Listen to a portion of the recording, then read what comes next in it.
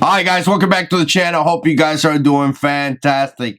I saw this video right here and I wanted to point out a couple things. I wanted to talk about it. Let me know what you think, down in the comment section below, as always. But I saw this video, has a ton of views online, and I thought it would have been cool to discuss the video.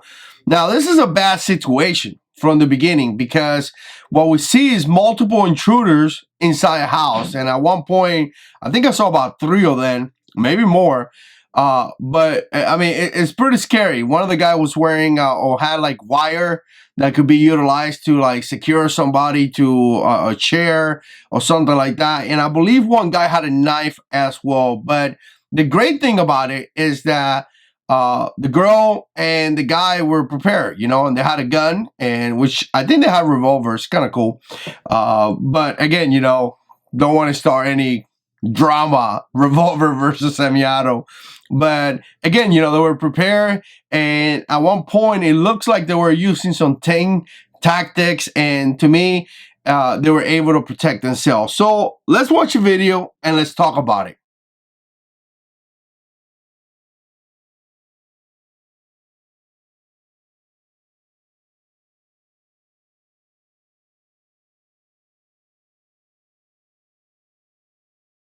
Alright, so I wanted to point out something in the video real quick. First of all, you see the guys walking very slow, taking their time, kind of listening. So that tells me that they know, obviously they know that the homeowners or whoever, the people inside the house are there. So again, think about this.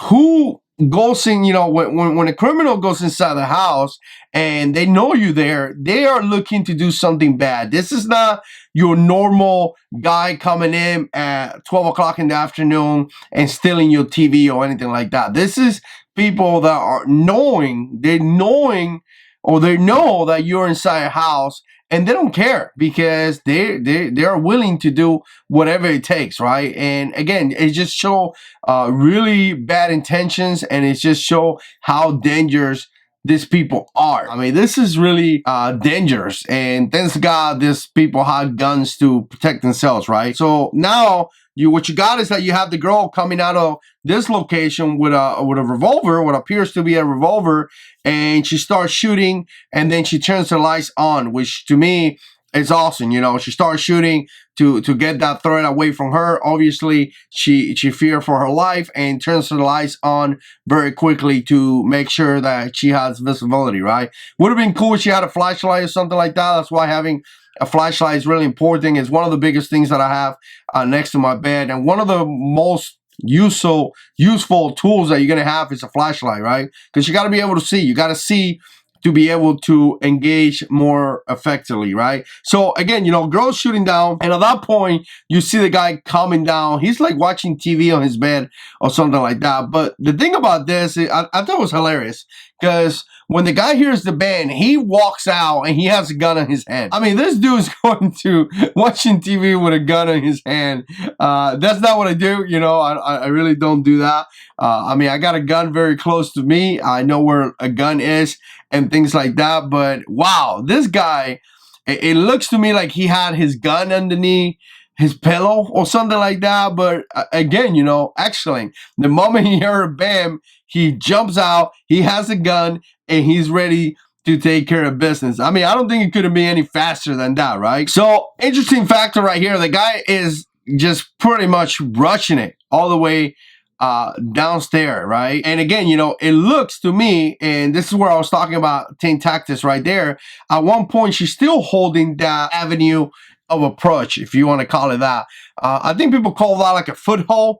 Essentially what it means is that you have that location, the bad guy is in that location, the bad guy is coming from there, but you have your sights on that, right? So if at any point the bad guy comes back, you could engage, and again, you have supposed to have some kind of advantage because you're already aiming down, right? The bad guy will have to expose himself in order to be able to shoot back. So again, by you holding that foothold, you have that advantage, and you already have sights or rounds. You can put rounds down range very quickly. But what I like about this, and I'm talking about Team Tactics, how she continues to hold that location as the guy is doing some type of search. He's walking around and things like that, which to me was pretty good, because again, she has that location, boom, and he's like looking around. Obviously, call the police is one of the most important things.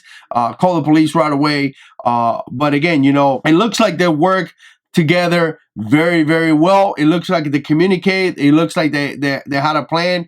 And again, it looks like it was a pretty good tactic between these two individuals. And again, it looks like they're both pimping revolvers, which is pretty cool, right? And then, you know what? He called the girl to go upstairs, and to me, it is great, because obviously being upstairs, you kind of isolate yourself from many different avenues of approach that people can engage through you. So find a place, find like what we call a safe haven, go to that safe haven, call the police, and wait for them to show up. Again, if you find yourself in a room that could be easily defended, it will be better than just you standing down in the kitchen or something like that. And if they steal your stuff, it's all right, guys. They could take a TV.